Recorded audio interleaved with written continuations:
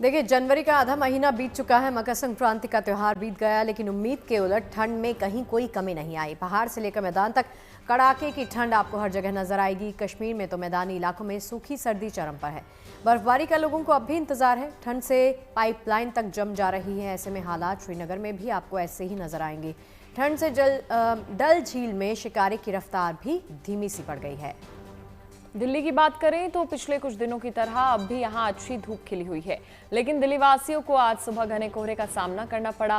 पारा 3 डिग्री तक पहुंच गया, जिससे सुबह शाम ठंड भी खूब पड़ रही है। यूपी में भी ठंड और कोहरे का आलम देखने को मिला। मुरादाबाद कोहरे में पूरी तरह से गुम नजर आया, तो लखनऊ में भी घने कोहरे की वापसी देखने को मिली। ठंड का असर मुंबई में भी देखा जा रहा है। मुंबई में भी सुबह कोहरा छाया रहा और शीतलहर जारी रही।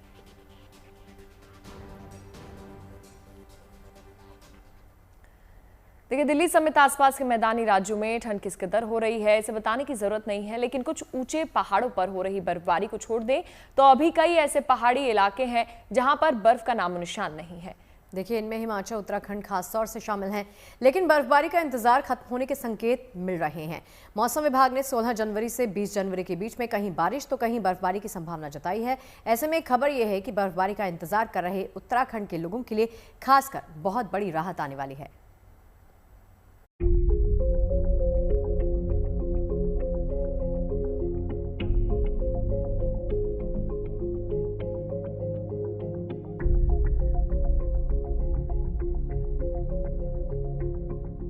पहाड़ों पर ठंड धीरे धीरे दिखा रही तेवर।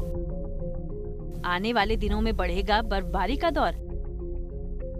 16 जनवरी से मौसम बदलेगा करवट। क्या बर्फिस्तान बन जाएंगे देश के ऊंचे पहाड़ी इलाके? दरअसल मौसम विभाग का पूर्वानुमान है कि कम से कम हिमाचल प्रदेश के लाहौल स्पीति, किन्नौर और चंबा में 16 जनवरी से एक वेस्टर्न डिस्टर्बेंस सक्रिय हो रहा है, जिसकी वजह से 20 जनवरी तक यहां बर्फबारी हो सकती है, जबकि कांगड़ा, कुल्लू, मंडी जैसे जिलों में हल्की बारिश की संभावना है। 16 तारीख से एक फीवर डब्ल्यूडी प्रदेश को अप्रोच कर रहा है, तो इसके प्रभाव से जो हमारा डिस्ट्रिक्ट स्पेशली लाहौल स्पीति, चंबा और किन्नौर, यहाँ पे कुछ एक क्षेत्रों में बर्फबारी होने की संभावना है, हल्की सी मॉडरेट। और जो हमारे डिस्ट्रिक्ट हैं कांगड़ा, कुल्लू और मंडी, इसके हाई रीचेज में एक दो स्थानों में स्नोफॉल हो सकती है हल्की, और एक दो स्थानों में बारिश हो सकती है। इसी दौरान जो हमारे जो क्षेत्र हैं, जिसमें ऊना, बिलासपुर, हमीरपुर है, सोलन, शिमला है, यहाँ पे क्लाउडिंग जरूर होगी, हालांकि 16 तारीख से लेके 20 तारीख तक, परंतु बारिश की संभावनाएं कम है। हालांकि इस पश्चिमी विक्षोभ के असर से राज्य में सूखी ठंड झेल रहे ऊना, बिलासपुर, हमीरपुर, सोलन और शिमला में बारिश के आसार कम हैं, मगर बादल जरूर बने रहेंगे। जाहिर है, यहाँ रह रहे लोगों का बर्फबारी का इंतजार फिलहाल तो बढ़ता नजर आ रहा है। उधर पिछले कुछ हफ्तों से पूरा जम्मू कश्मीर इन दिनों बर्फबारी के आगोश में समाया हुआ है। ठंड यहाँ जबरदस्त पड़ रही है, जिसका असर मैदानी इलाकों में भी सर्दी के सितम के रूप में नजर आ रहा है। मौसम विभाग के अनुसार बीते रविवार और सोमवार को जम्मू में दिन का तापमान श्रीनगर से भी कम दर्ज किया गया था, जो इस मौसम के लिए असामान्य माना जा रहा है। फिलहाल तो जम्मू कश्मीर के लिए भी मौसम विभाग ने एक राहत दी है।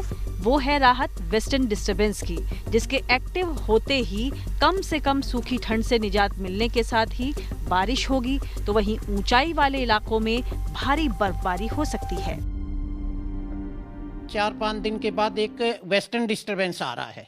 तो उस वेस्टर्न डिस्टर्बेंस से जो हमारा एक तो ये सूखे की जो पोजीशन बनी हुई है, उसमें भी थोड़ा कि बारिश की संभावना है।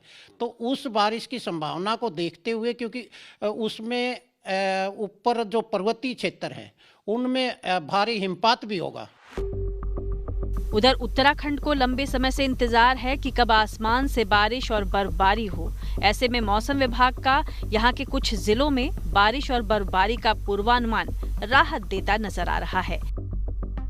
जानकारी के अनुसार पश्चिमी विक्षोभ के प्रभाव से सबसे पहले ऊंचाई वाले क्षेत्रों में बादल छाने शुरू होंगे। इसके बाद धीरे धीरे मौसम के सक्रिय होने की संभावना है। मौसम विभाग ने कहा है कि आने वाले दिनों में उत्तराखंड में पश्चिमी विक्षोभ एक्टिव हो रहा है। ऐसे में 19 से लेकर 20 जनवरी के बीच उत्तरकाशी, चमोली, पिथौरागढ़, रुद्रप्रयाग, बागेश्वर जिलों में हल्की बारिश और बर्फबारी हो सकती है। हालांकि राज्य के दूसरे जिलों में मौसम शुष्क रहने के ही आसार हैं। ऐसे में देहरादून, हरिद्वार और उधम सिंह नगर में कोहरा पड़ेगा तो दूसरे पहाड़ी क्षेत्रों में पाला पड़ने की संभावना है। फिलहाल तो सूखी ठंड, शीतलहर और कम बर्फबारी झेल रहे हिमालय क्षेत्रों को वेस्टर्न डिस्टर्बेंस का ही बेसब्री से इंतजार है। जाहिर है इससे मौसम में बदलाव जो आएगा, और अगर ऐसा होता है तो बारिश और बर्फबारी न केवल हिमालय इलाकों का आंचल चांदी से चमकाएंगी, बल्कि ठंड बढ़ने के साथ ही किसानों, बागवानों और जल स्रोतों को भी बड़ा फायदा पहुंचाएंगी। शिमला से विकास शर्मा और जम्मू से सुनील भट्ट के साथ bureau report, good news today. और देखिए, कश्मीर में इन दिनों कड़ाके की सूखी ठंड पड़ रही है। खासकर ऊंचाई वाले इलाकों में तापमान 0 से काफी नीचे चला गया है। मैदानी इलाकों में बर्फबारी का अब भी लोगों को इंतजार है। ठंड इतनी ज्यादा है कि उसका अंदाजा इसी बात से आप लगा सकते हैं कि पानी की पाइपलाइन तक जम गई हैं। पाइप में आइस जमने से जगह जगह से पाइप फट गए हैं, जिससे जगह जगह पानी का फव्वारा निकलकर जमीन पर आइस स्तूप का निर्माण कर रहा है। ये आइस स्तूप अलग अलग आकार लिए हुए हैं और देखने में तो वैसे बहुत खूबसूरत लगते हैं। बड़ी संख्या में पर्यटक घूमने आते हैं, इस दृश्य को कैमरा में कैप्चर भी करते हैं। तो चलिए, तस्वीरें आपको देश के अलग अलग राज्यों की दिखा रहे हैं, जहां पर कड़ाके की ठंड ने लोगों को परेशान कर रखा है। देखिए, कहीं पर बर्फबारी का इंतजार है, लेकिन कहीं पर बर्फबारी इतनी ज़्यादा है कि उसकी वजह से भी लोगों को परेशानियों का सामना करना पड़ रहा है। तस्वीरें आप देख सकते हैं, हालांकि दृश्य बहुत मनमोहक है, लेकिन इस माइनस के टेम्परेचर में पर्यटकों की चांदी हो गई है। घाटी पे इन दिनों प्रचंड ठंड, जमा देने वाली ठंड ने अपना कब्जा बनाया हुआ है। मैं जिस जगह पे खड़ा हूं, ये देखने में तो आपको ऐसा लग रहा होगा कि बर्फबारी हुई है और शायद ये जो माइनस टेम्परेचर्स हैं उससे जम गया है। बिल्कुल नहीं, बर्फबारी नहीं हुई है, लेकिन ये जो हुआ है ये ठंड का असर है। रात में जब माइनस टेम्परेचर्स होते हैं तो पानी की पाइपलाइन जो है कई जगह पे फट जाती हैं, और खासकर जो पहाड़ी इलाके हैं, क्योंकि रात में -16, 17 तक यहाँ पारा गिरता है। और जब ये पानी रात में जगह जगह पे गिरता है, रात में ही इसका जो है आइस फॉर्मेशन हो जाती है। और अभी थोड़ा दिन का समय है तो इसलिए पानी जो है, फंवारे आपको दिख रहे होंगे, लेकिन जब रात आती है तो कई जगह पे फंवारे भी जो है जम जाते हैं, तो बहुत ही अद्भुत नजारे बन जाते हैं। आइस की ऐसी फॉर्मेशंस होती हैं जो कि पर्यटक और जो भी विजिटर हैं उनको अपनी तरफ आकर्षित करती हैं। तो ये इलाका जो है अपनी ठंड के लिए भी बहुत ज्यादा मशहूर है। तो जबरदस्त ठंड, जमा देने वाली ठंड, और IMD का माने तो ये जो सूखी ठंड है, ड्राई कोल्ड है, ये अभी कई दिन तक चलेगी, क्योंकि कोई वेस्टर्न डिस्टर्बेंस नहीं है। बारिश, बर्फ होगी तो तभी इस ठंड से राहत मिलने वाली है। तो आने वाले दिनों में ये ठंड जो है, जमा देने वाली ठंड, ये और ज्यादा जो है इंटेंस होने वाली है। तो इस आइस की अगर आप बात करें, बिल्कुल ठोस, जैसे पत्थर हो, पत्थर जैसी ये आइस बन गई है। इसको मैं आपको दिखाऊंगा कि तोड़ने की कोशिश करेंगे। और हालांकि इसकी अगर आप बात करें तो बहुत ज्यादा हार्ड है। 24 घंटे ये बिल्कुल हार्ड रहती है। जैसे आप देख सकते हैं, ये बिल्कुल जैसे ग्लास, एक काफी glass ceiling, strong glass ceiling सा है। तो ये 24 घंटे ऐसी ही जो है आइस फॉर्मेशन रहती है। तो इसे आप समझ सकते हैं कि किस तरीके की जो है ठंड इस वक्त घाटी में है। और ऐसे दृश्य आपको कई सारे पहाड़ी इलाकों में मिलेंगे, क्योंकि ठंड से पाइपें फट रही हैं। कई जगह तो वाटर वर्क्स के जो एम्प्लॉय हैं उनको आग जला के पानी और आइस को पिघला के घरों तक पहुंचाने की कोशिश करते हैं, ताकि वाटर सप्लाई जो है चलती रहे। तो इस तरीके की ठंड, और फिलहाल अगले कम से कम 1 हफ्ते तक इस ठंड से कोई राहत मिलने के जो उम्मीद नहीं है। मीर फरीद, द्रंग। तो देखिए, श्रीनगर में भी कड़ाके की सर्दी जारी है। पारा 0 से -5 डिग्री तक नीचे चला गया है। शीतलहर ने पूरी घाटी को मानो अपने आगोश में जकड़ लिया हो। डल झील के कुछ हिस्से भी कहीं कहीं जम गए हैं। हालांकि डल झील के बड़े हिस्से में अब भी शिकारे आराम से पानी में चल रहे हैं। देश भर में यहाँ आने वाले टूरिस्ट इन शिकारों से डल झील की सैर कर वादी का लुत्फ उठा पा रहे हैं। अल्हम्दुलिल्लाह, बहुत अच्छा वेदर भी अच्छा है, और ठंड हमें थोड़ी ज़्यादा लग रही है हमारे गुजरात के हिसाब से, बट यहाँ के लोग अच्छे हैं और जगह भी बहुत अच्छी है। श्रीनगर वाकई में हमें बहुत अच्छा लगा। सोनमर्ग हम जहाँ क्या है वो भी अच्छा है, और आज हम गुलमर्ग जा रहे हैं। बहुत अच्छा है कश्मीर, और यहाँ के लोग भी बहुत अच्छे हैं। अभी -13 होगी, बहुत ठंडी है आज। हम अभी जाएंगे गुलमर्ग, वहाँ का मौसम का लुत्फ लेंगे और यहाँ बहुत एंजॉय करेंगे। और बहुत अच्छे यहाँ के सब लोग हैं, बहुत अच्छे। यहाँ पे जो हाउस बोट है उसमें भी सब लोग अच्छे हैं, सर्विस बहुत अच्छी मिल रही है और कश्मीर बहुत अच्छा है।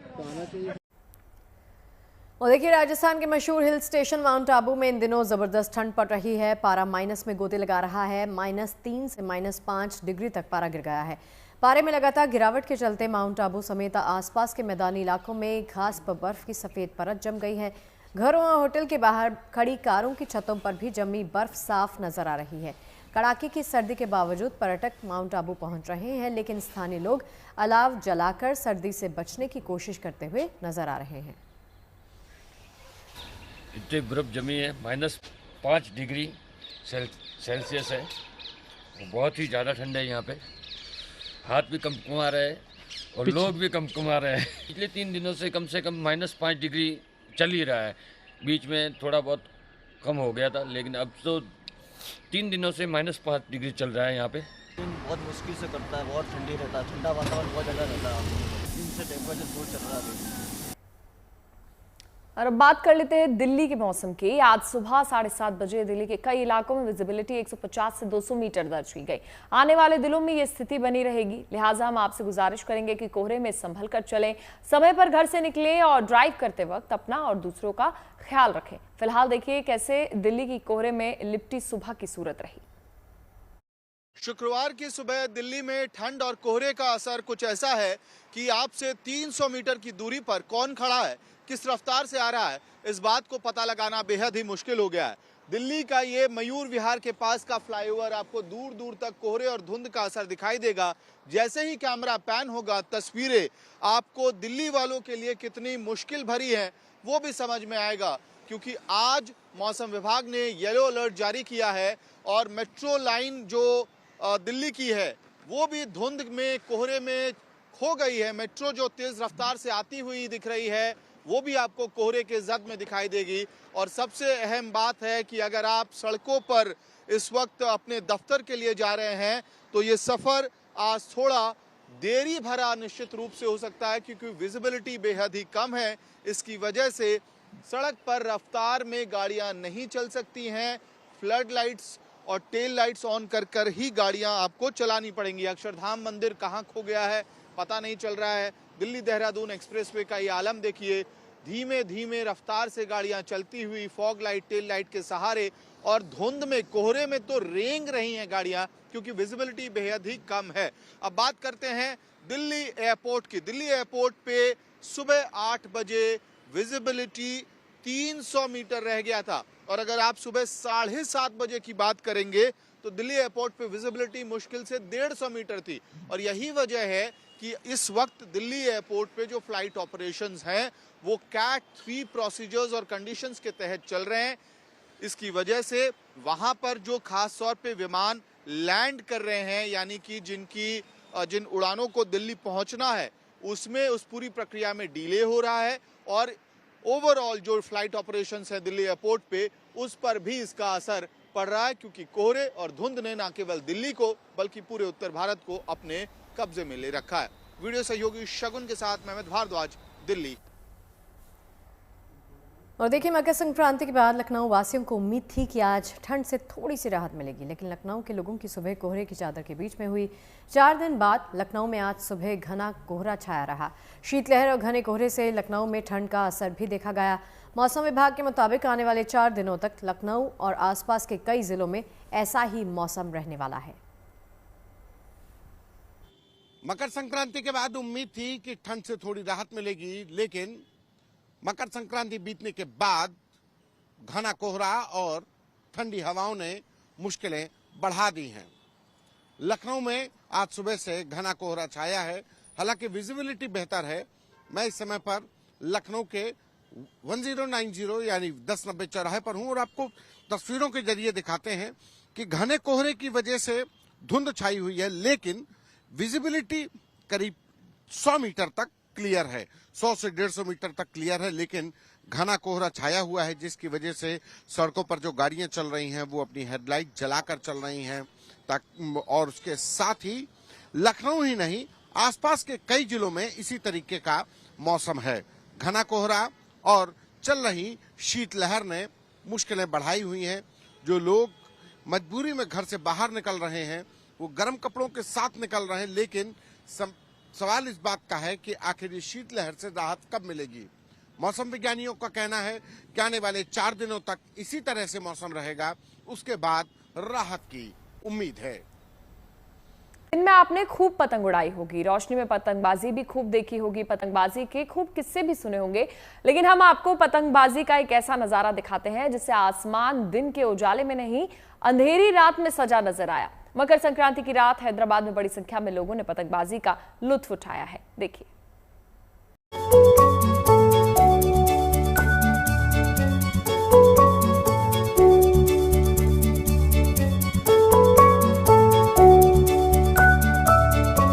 इन दिनों पतंगों से भरा आसमान दिखना एक आम बात है। ये वो महीना है जब दिन के समय अलग अलग रंग और साइज की पतंगें आकाश की रंगत बदल देती हैं। लेकिन नवाबों के शहर हैदराबाद में रात के वक्त भी आसमान जादुई नजर आ रहा है। रंगीन रोशनी और तारों से सजे आसमान में हर तरफ पतंगे लहरा रही हैं। पतंगबाजों का जोश देखकर लगता ही नहीं कि शाम ढल चुकी है।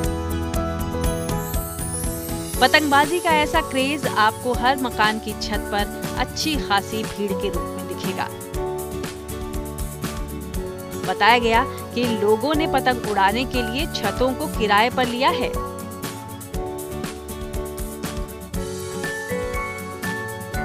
पतंगबाजी के इवेंट को भव्य बनाने के लिए लाइट, साउंड और म्यूजिक का पूरा इंतजाम है। तभी तो यहाँ दिन के मुकाबले रात में पतंग उड़ाना ज्यादा पसंद किया जा रहा है। हैदराबाद से अब्दुल के साथ bureau report, good news today. चलिए अब आपको बिहार के मोतिहारी लिए चलते हैं, जहां 17 जनवरी को चकिया के सरिया पथ पर निर्माणाधीन विराट रामायण मंदिर में विश्व के सबसे बड़े शिवलिंग की स्थापना होने जा रही है। इस ऐतिहासिक आयोजन को लेकर तैयारियां युद्ध स्तर पर चल रही हैं और इस शुभ मौके पर देवों के देव महादेव का भव्य अभिषेक किया जाएगा, जिसके लिए कैलाश मानसरोवर, गंगोत्री, यमुनोत्री, काशी और प्रयाग से पवित्र जल मंगवाया गया है। इस कार्यक्रम में राज्य के मुख्यमंत्री नीतीश कुमार के आने की संभावना भी जताई गई है।